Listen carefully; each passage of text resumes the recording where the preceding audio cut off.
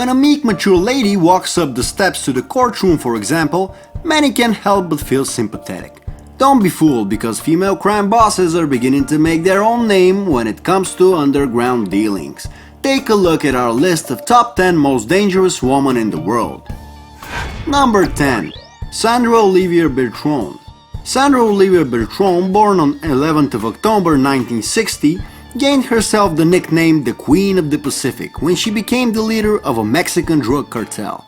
She was married twice. Both her husbands were ex-police turned drug traffickers and were eventually killed by hired hitmen. Bertrand was very clear at leaving no evidence or arousing police suspicion.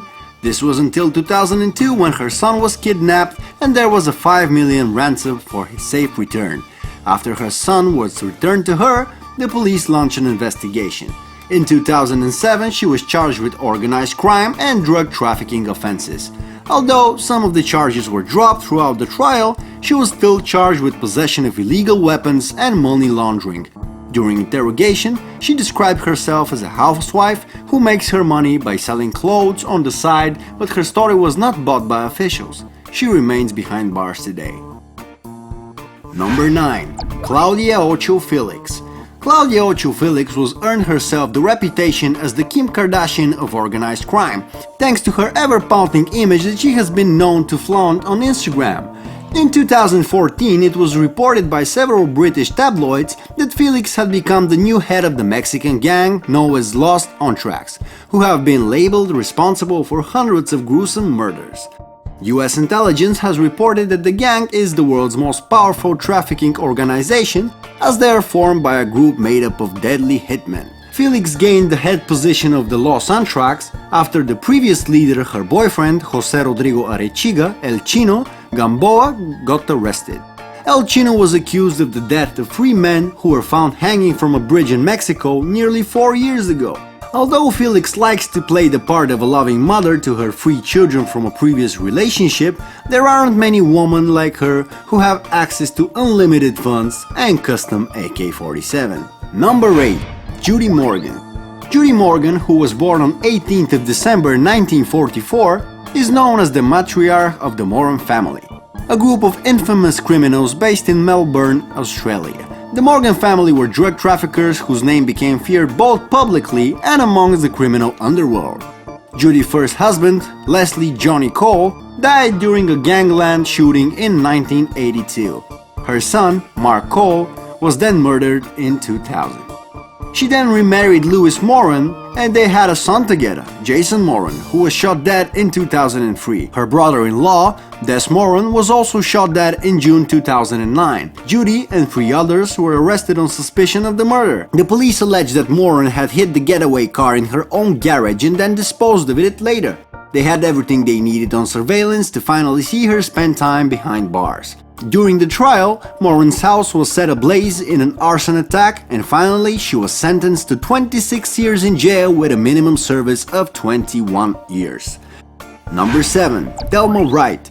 Thelma Wright's husband, Jackie Wright, was one of the biggest names in the Philadelphia drug game. He was murdered in 1986, his body found rolled up in a rug with a gunshot wound to the head. After the murder, Thelma took over the family's business and became the new boss, transporting Class A drugs between Los Angeles and Philadelphia.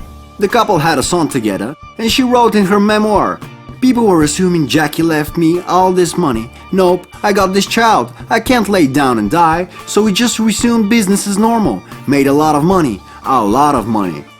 Wright claimed that she would make as much as 40,000 grand each month. In 1991, she left a late-night club called Studio West and was caught up in a gangland shootout. It was at this point that Wright decided to turn her back on crime for good. In 2011, she became a writer and an inspirational speaker for those who have had runs-in with the law. She said of her new line of work, "When I go around and I speak to people, I'm letting them know that you need to stay away from this game. You're not going to win. It's a no-win. 2 options, dead or jail. That's it. Would I do it again? No. No, absolutely not." Number 6. Maria Leone. It's a tough life trying to manage being a mother to 13 children while running a criminal empire. But Maria Leone was able to do it. Leon was the head boss of a gang that was responsible for drug smuggling, murders, and human trafficking. She also received the backing of the Mexican mafia, securing her position as one of the most feared gangsters in Los Angeles.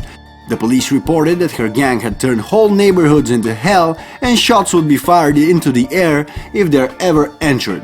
In 2008, her son Danny Cleaver Leon died in a police shootout when he was caught wielding an AK-47. Leon heard the news during the time she was in hiding in a Mexican suburb and decided to attend the funeral in the United States. Leon was not allowed to re-enter the United States, so she arranged with the help of her criminal contacts to be smuggled past the border.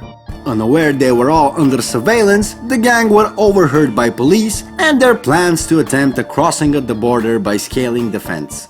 The surveillance also heard of several other human trafficking missions, which was enough evidence to see Leon and other members of the gang arrested. Leon was sentenced to 8 years in jail, but other members got lesser sentences.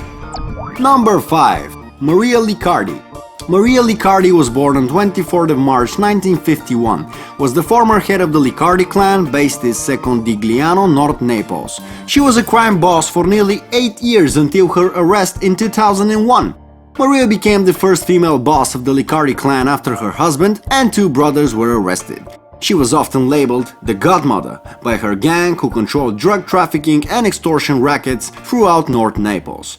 Before she became leader of the clan, she had never been involved with sex work. Liccardi introduced a new revenue stream where her gang would buy young girls, many underage, from Albanian mafia for $2,000 each.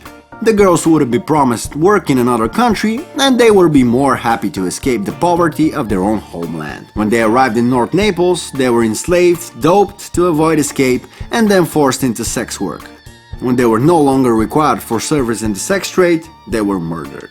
In 1999, her reign came to an end over a disagreement with heroin. A new shipment of the drug has been received, but she claimed it was too pure to be sold as it would kill the purchaser. Another gang, Lorusso clan, sold the shipment anyway and 11 addicts were killed. This caused such public outrage that the police began a crackdown on gangs who were operating in the area. Liccardi went on the run until she was arrested in 2001 and she remains behind bars today. Although it's believed she still commands the clan from her cell. Number 4. Rosetta Cotolo. Rosetta Cotolo, born in 1937, is known as the sister of the notorious criminal and crime boss Rafael Cotolo, former head of the Nuova Camorra Organizada, NCO. As her brother spent the majority of his life behind bars and she was the only person he could trust with instructions for the business, she was promoted to new boss. She wasn't very fond of her brother as she believed he spoke to the press too much after giving interviews from his own cell. Rosetta operated from within Castello Mediceo, a 16th century palace with 365 rooms, tennis courts and a swimming pool. It was in the early 1980s that her bad temper finally got the better of her, and she ordered a local police station to be blown up. After this event, the castle was raided and she spent 10 years on the run until her eventual arrest in 1993. Cotolo gave herself up to the police, telling them, "I am tired of being a fugitive." She was originally sentenced to 9 years in prison. Her brother claimed she knew nothing of his operations and Rosetta herself pleaded to the courtroom that she was innocent. Her image as a frail, helpless and pleasant old lady worked, and her sentence were reduced to 5 years. She was acquitted of 9 murder charges. Number 3. Jamaica Thompson. Jamaica Queen Pin Thompson came from a very impoverished background, which encouraged her to turn crime into big finances, so she could live without fear of constant eviction.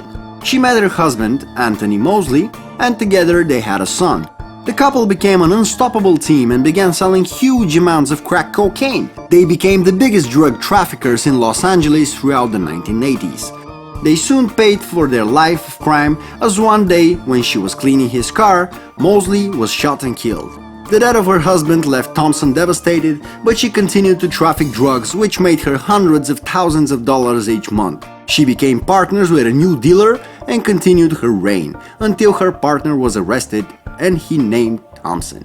Thompson then went on the run for 5 years, but she returned to Los Angeles for her son's 6th grade graduation. She was arrested at the ceremony and sent to a maximum security prison for 15 years. Number 2. Raffaella D'Alterio. The Italian godmother Raffaella D'Alterio, who was known as the Big Kitten, became the new Camorra boss in Naples after her husband, Nicola Pinese, was murdered. The godmother was no stranger to violence, as she suffered from 3 gunshot wounds after a previous shooting took place by a rival gang who were jealous of her leadership. The Camorra mob are believed to be responsible for more than 4,000 killings in the past 30 years. D'Alterio's charges include extortion, money laundering, fake money trafficking, robbery, possession of illegal arms, and dealing drugs. The gang have been estimated to make more than 200 billion a year. Number 1. Anna Gristina. In September of 2012, Anna Gristina made the headlines all over the world when she was convicted as the leader of high-class sex trade ring. Gristina was set up by an undercover officer who posed as a client and was able to hire 2 prostitutes in July 2011. She could be seen on hidden cameras footage arranging for the officer to watch the 2 women have sex in front of him at a brothel in New York. During the trial, she claimed that she ran a dating service, but then later admitted to being an illegal madam as part of a plea deal.